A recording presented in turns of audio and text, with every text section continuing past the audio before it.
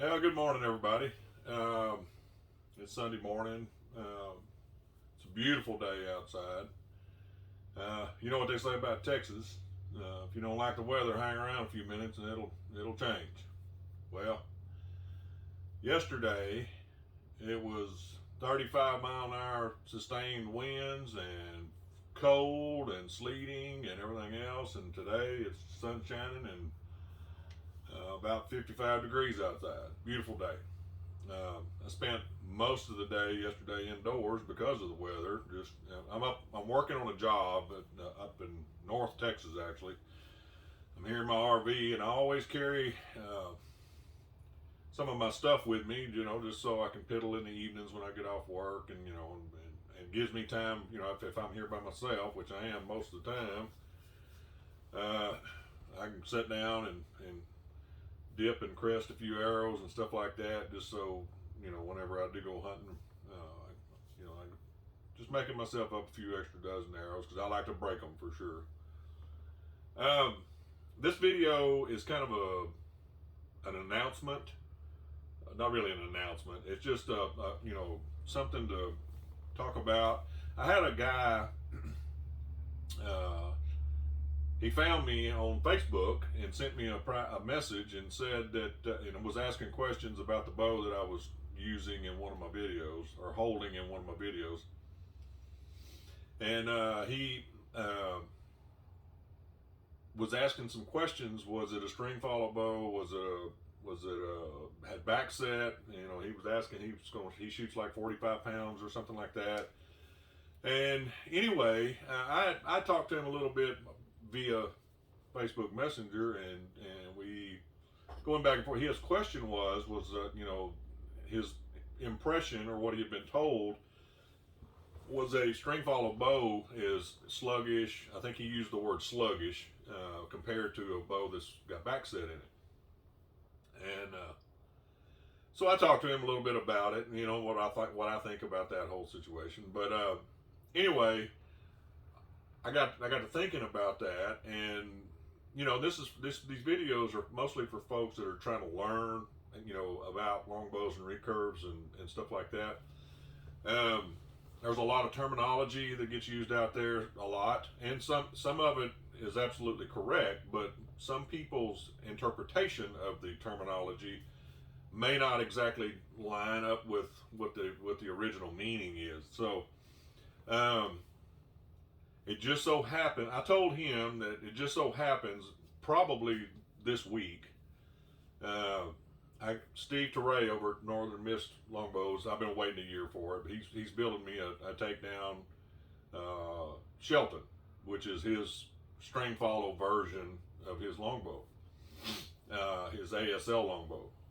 And I've got two other Stringfollow bows, but for the purposes of the comparison, they wouldn't work.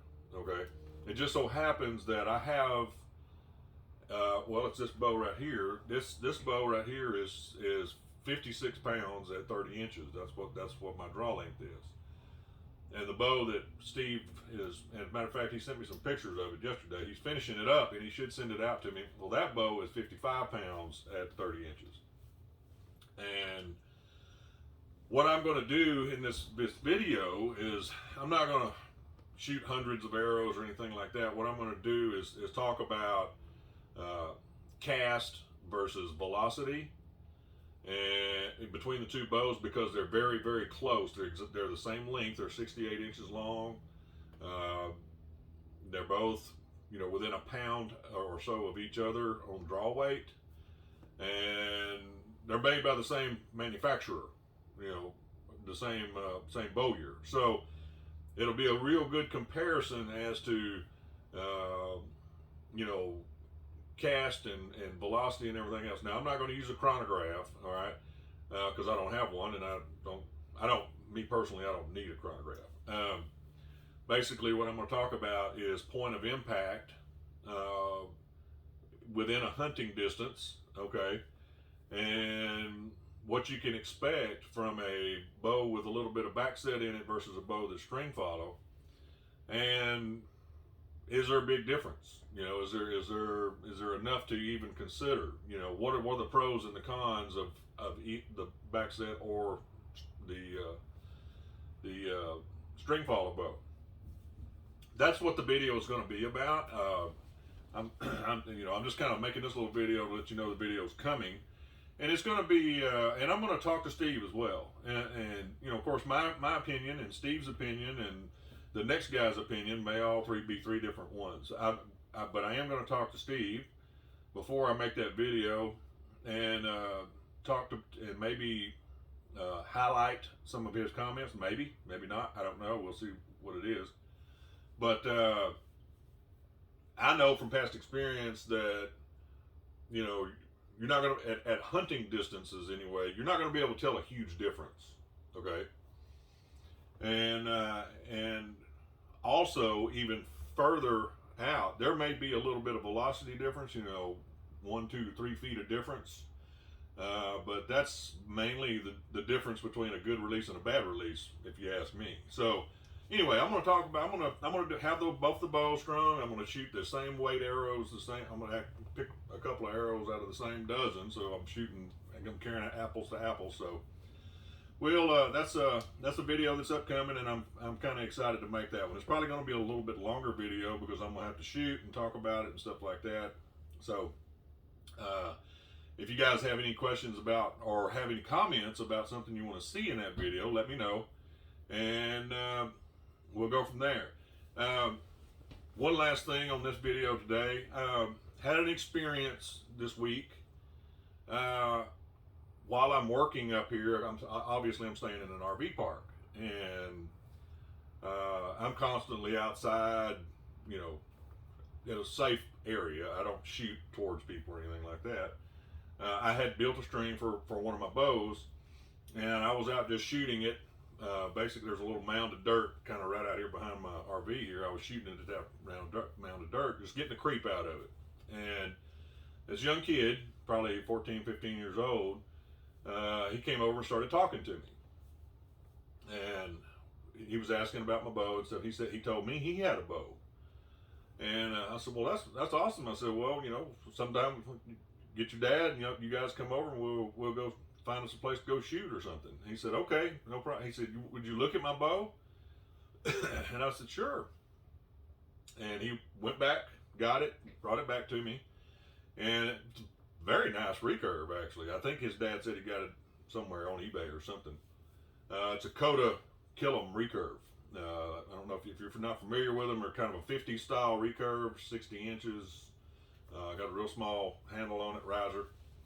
And when I looked at it, the dad came over, and I was talking to his dad, and he said, yeah, he's never been able to shoot that bow. It's a little bit heavy for him, but it's just don't. He said, I tried to shoot it, and he said, I don't know much about archery. He said, but he said that he just has a hard time. I said, well, let me see your arrows, you know. And I looked at his arrows, and he had some carbon arrows, gold tip traditionals that they had bought. I don't know where they bought them, but I mean, they're good arrows. There's nothing wrong with them. Didn't seem, I think they were 500 spine or 600 spine, so it wasn't over spined anyway. So I said, can I shoot it? And I shot it, and I shot a couple of arrows. And when just looking at the bow, I asked him, I said, did you make this string for this bow? And he said, oh, no, that's what the string that came with the bow. And he said, it's always been loud. So he had 2 balls of yarn about this big around on that 60-inch string. And then he had some Velcro and stuff underneath the string up by the string grooves on the limbs. And I said, sir, do you mind if I help you with this? And he said, no, absolutely not. He said, that boy, he wants to shoot that bow so bad he can't stand it, but he just, you know, it doesn't shoot right. Well, the string looked like a rope. I mean, it must have been a 20 strand Flemish twist string made out of B50 or something, just a big, heavy string. Way too heavy for what that bow would require. And plus those 2 big balls of yarn, they had on there for string silencers and all the Velcro and everything they had all over the limbs. And the handle, somebody had taken the leather grip off of it and put a bicycle inner tube on it. I said, I'll tell you what. I said, once you let me, if you, I'll help you with the bow. I said, it'll take me a little while. I said, but let me fix it up for you. He said, yeah, man, appreciate it. Really appreciate it. So I have leather and stuff, anything I need to repair or whatever. So I put a new leather grip on it and built a string for it out of D97. I built just a 2-ply, 10-strand string and used power grip serving on it, and cleaned all that Velcro and everything off of it. It had a big old seal skin laying on the shelf.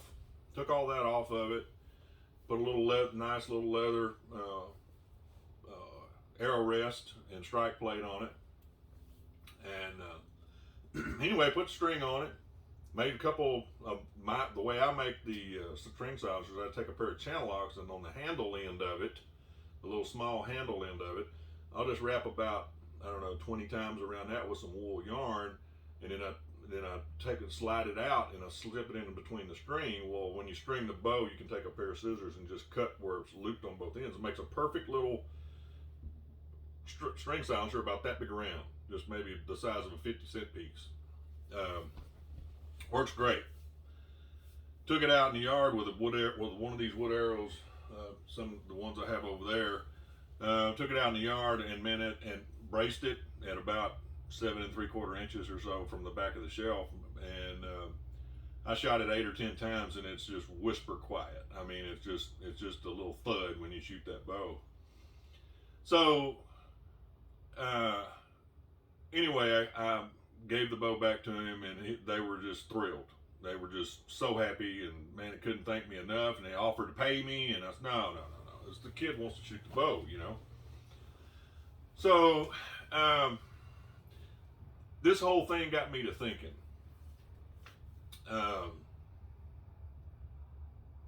I don't know why people do it. On Facebook, I see it on Facebook on some of these groups that are on there, these longbow or traditional archery groups or whatever. And there's tons and tons of forums online. I don't participate in those forums. I do read them sometimes just to, if I see something that might be interesting. There's always some person on there. Just take, for instance, in one of these groups on Facebook, a young fella or young lady or whatever gets on there and it says, I want to buy a bow. What draw weight should I buy? Or what kind of arrows do I need for my bow? Or, how much brace height should I put in my bow? Just questions like that. I know, and most people that have been shooting for decades and decades know that you can't, without the bow physically being there, you can't really, and that person being there, it's hard to give them advice. You can give them a range, of what you think their brace height should be, or what you think their arrow should be spined at, somewhere in that range, but you can't just say this is what you got to have, And some people try to do that, which I think they might be leading them down the road. They have good intentions, but they might be leading them down the road the wrong way a little bit. And then there's a whole other group of people, and frankly, it just pisses me off.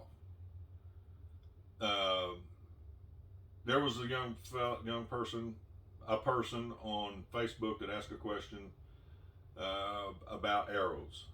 And he says, the person said, I have a 45-pound bow. I don't remember if it was a longbow recurve or whatever, doesn't matter.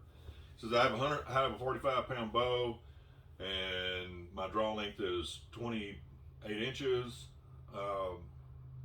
and I want to shoot carbon arrows, I think is what it said, something like that. And he said, does anybody have any suggestions of what kind of arrows I should buy? And there was several comments. People said, well, try this, try this, try this, try this. And then there's some person, you need straight arrows. Um, you know, that kind of attitude, and there's always those kind of people out there. The older we get, the older I get, the more, you know, it seems like it's more and more often. But you know, if you don't have anything constructive to offer in a situation like that, just stay out of it. You know, go pick on your somebody else, or go do something else. You know, these people are asking legitimate questions. They're asking because they don't know, and they're asking for people that supposedly have experience in these things, and they're asking for help. Um, I think that you're not doing this person or yourself any justice by being a smartass. I'm just going to be straight up about it.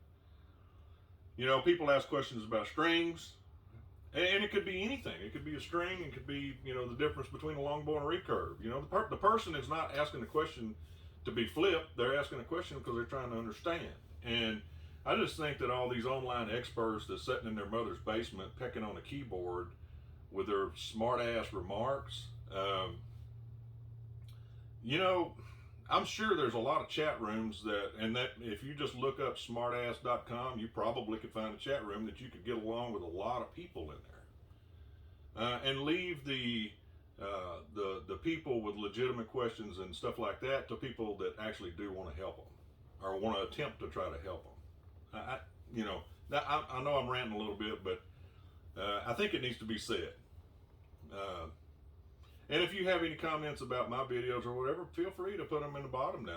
You know, you're entitled. It's a free country. You can do whatever you want to. But I'm just asking that you know, when these people are looking for help, that's what we're here to do. Is try to mentor these people if we can, and if we can't, refer them to somebody that has more knowledge or expertise in that particular area. So anyway. That's kind of my speech for the day. But anyway, looking forward to this. I hope you guys are looking forward to this video where I'm going to compare. I should be getting that bow probably this coming week sometime maybe. And I'll string them both up and I'll shoot some arrows and talk about Stringfollow versus a bow with some backset. And we'll go from there. Hopefully I can answer some questions. And if somebody's shopping a bow right now, that might help them decide which way to go. So anyway, thank you guys, and you enjoy the rest of your Sunday, and we'll see you on the next video.